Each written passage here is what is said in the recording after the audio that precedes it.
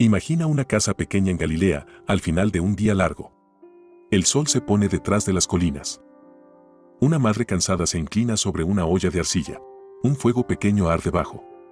Los niños esperan en silencio porque ya conocen el olor.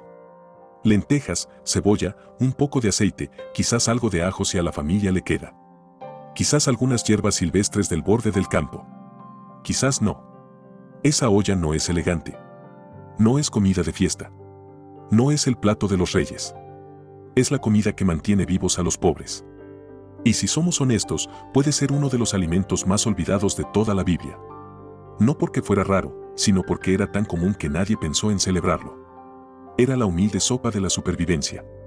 El tipo de comida que familias ordinarias preparaban cuando el dinero escaseaba, las cosechas eran inciertas y el pan del día siguiente no estaba garantizado. Vale la pena empezar con una de las comidas más famosas de la Biblia, Jacob y Esaú. El Génesis nos dice que Esaú llegó del campo agotado, con un hambre que le nubló el juicio. Y ahí estaba Jacob cocinando un guiso rojo. La Biblia no da una receta larga, pero la imagen es clara, una olla rojiza, espesa, terrosa, fragante. La clase de comida que olías antes de llegar a la puerta. Esaú miró ese guiso y dijo, en esencia dame de esa cosa roja. Y por ese tazón entregó su primogenitura. La gente ha leído esa historia durante siglos pensando solo en la necedad de Esaú. Sí, eso también es parte. Pero hay algo más ahí. Ese tazón importaba porque el hambre importaba.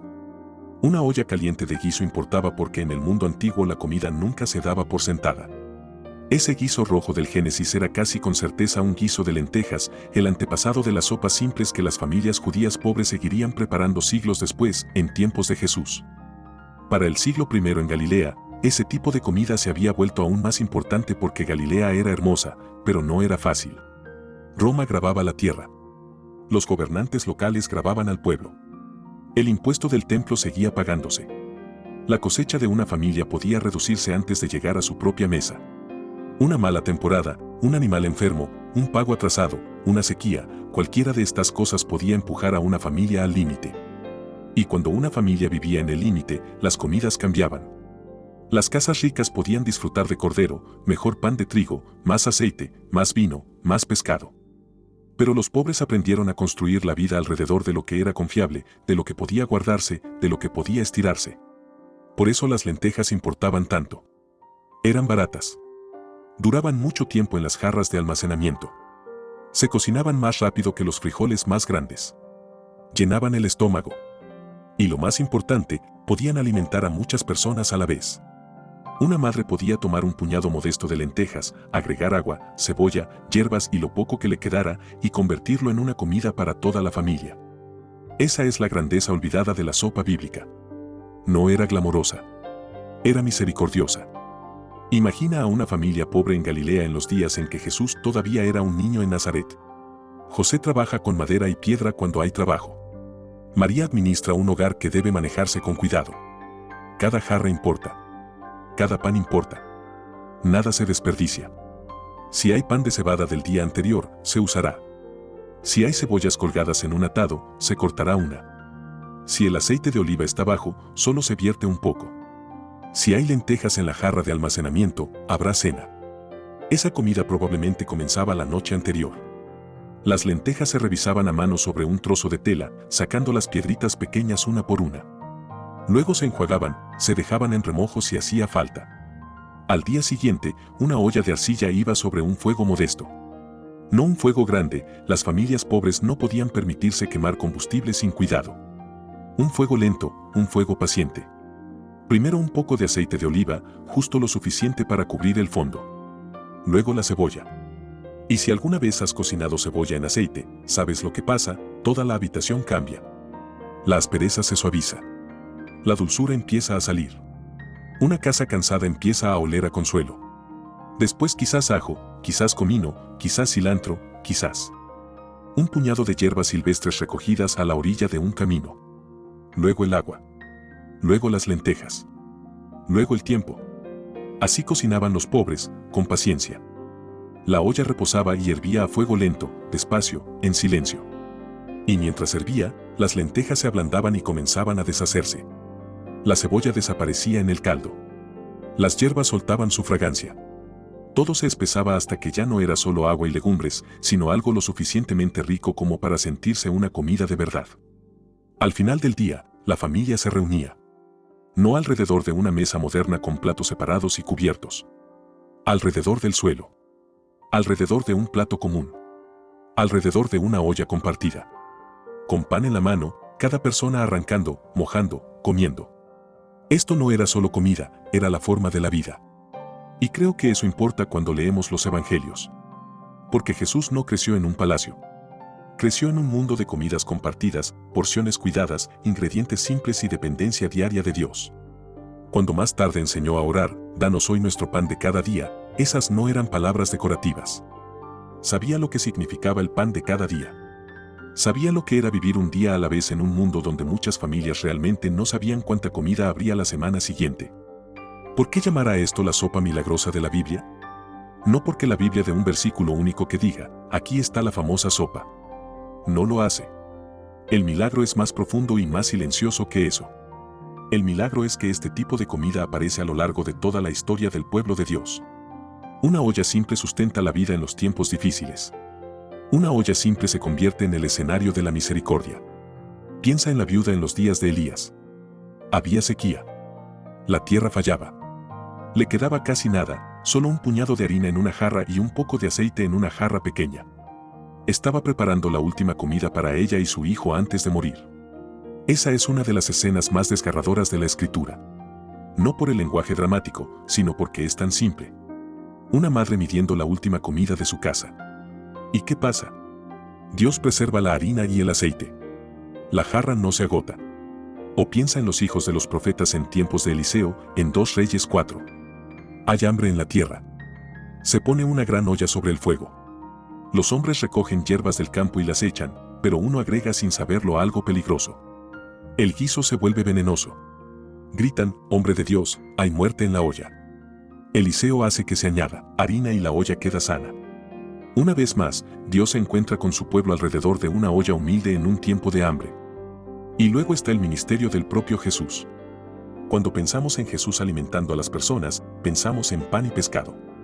La multiplicación de los 5 panes y los 2 peces es uno de los milagros más asombrosos de los evangelios.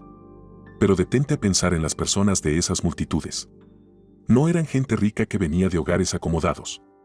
Muchos eran los pobres ordinarios de Galilea, pescadores, jornaleros, mujeres con niños, personas mayores moviéndose despacio, hombres que conocían el trabajo duro, personas para quienes una comida inesperada no era un pequeño gesto de amabilidad sino un alivio profundo. Cuando Jesús los alimentó, no solo estaba mostrando poder, estaba entrando en el miedo diario de las familias pobres y respondiendo con abundancia. Y por eso la humilde sopa de Galilea pertenece a la misma historia. Porque el Dios que multiplicó los panes es el mismo Dios que vigilaba la olla pequeña en la casa del pobre. El mismo Dios que vio la última comida de la viuda. El mismo Dios que escuchó el grito sobre la muerte en la olla. El mismo Dios que sabía lo que las madres intentaban hacer cada noche con demasiado poco. Hay algo más profundamente conmovedor en esta sopa que es fácil pasar por alto. Era hecha casi siempre por mujeres cuyos nombres la historia nunca preservó. Conocemos los nombres de los reyes, los gobernadores, los sacerdotes, los generales y los discípulos famosos. Pero la sopa que mantuvo vivos a los pueblos la hacían madres, viudas, hijas, abuelas y esposas cuyos nombres se perdieron en el tiempo. Mujeres que sabían cómo estirar la comida, cómo remojar, revisar, hervir y condimentar. Cómo hacer que una cebolla rinda el trabajo de 3. Cómo darle de comer primero al niño y comer de última. Cómo mirar una jarra casi vacía y aún así hacer una comida. Eso también es parte del milagro. Las civilizaciones sobreviven porque alguien sabe cómo mantener una olla en marcha. Y cuando leemos sobre María, la madre de Jesús, administrando en silencio un hogar en Nazaret, no es difícil imaginarla haciendo exactamente esas cosas. Quizás no siempre sopa de lentejas, quizás a veces pan y aceitunas, a veces pescado, a veces hierbas, a veces comida de días festivos, pero ciertamente la clase de alimento simple y sustentador que pertenecía a los hogares judíos pobres de Galilea. Lo que significa que Jesús pudo haber pasado muchas noches en una habitación modesta arrancando pan de cebada y mojándolo en un guiso espeso de lentejas mientras María vigilaba las porciones con cuidado y se aseguraba de que todos tuvieran suficiente. Si quisieras recrear esta sopa bíblica perdida hoy, no en una versión de restaurante moderno sino en espíritu, tan cerca como sea posible del mundo de Galilea, sería sencilla y hermosa. Empieza con lentejas, rojas si quieres el color y la suavidad del estilo de Jacob y Esaú, marrones o verdes si prefieres algo más consistente. Calienta un poco de aceite de oliva, agrega cebolla en rodajas y deja que se ablande despacio. Añade ajo machacado si quieres. Luego comino y cilantro. Luego las lentejas, luego el agua, luego sal cerca del final. Si quieres ser especialmente fiel al mundo antiguo, agrega verduras de hoja picadas de temporada y sírvela con pan denso en lugar de galletas o arroz. Y cuando la comas, cómela despacio. No como una novedad, sino como un recuerdo. Un recuerdo de los pobres, un recuerdo de la supervivencia, un recuerdo de los incontables hogares donde comidas como esta llevaron a la gente a través de un día más. Esta sopa no está perdida porque ya nadie pueda hacerla. Está perdida porque dejamos de notar la santidad de la comida ordinaria. Recordamos los banquetes, pero no los tazones. Recordamos a los reyes, pero no las cocinas. Recordamos los milagros que deslumbran, pero no los milagros que en silencio mantienen viva a la gente. Sin embargo, la Biblia recuerda. Recuerda el guiso rojo que tentó a Esaú. Recuerda la última comida de la viuda que no se agotó.